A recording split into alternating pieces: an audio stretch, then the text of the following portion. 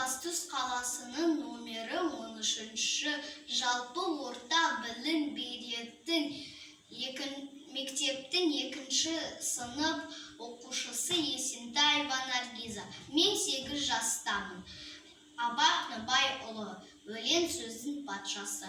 Өлең сөздің патшасы, сөз сарасы, қиыннан қиыстырар ер данасы, тілге жеңіл, жүрекке жылы тиіп, тептегі жұмыр келсін айналасы. Бөтен сөзбен бұлғанса сөз арасы, ол ақынның білімсіз бишарасы. Айтушы мен тыңдаушы көбін адам, бұл жұрттың сөз танымас бір парасы.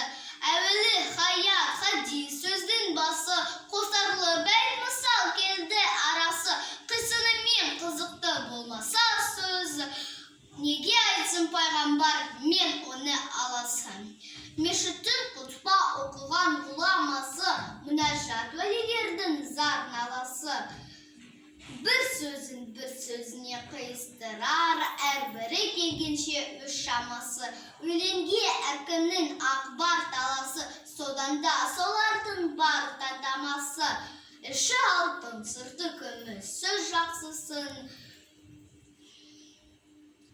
Қазақтың келістірер қай баласы, бұрынғы ескі биді тұрсам барлап, мақалдап айтады екен сөз қосарлап. Ақындары ақылсыз надан келіп, көр жерді өлең қыпты жоқтан қармапым.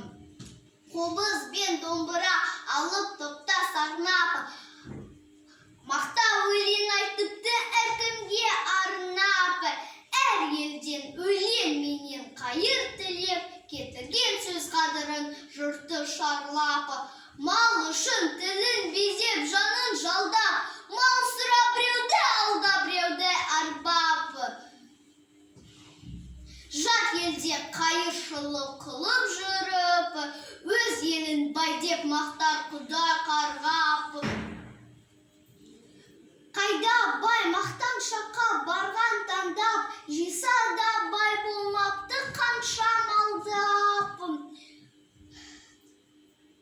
Қазаққа өлең деген бір қадірсіз, бұл жырақ көрінеді солардан да. Ескі биші отырма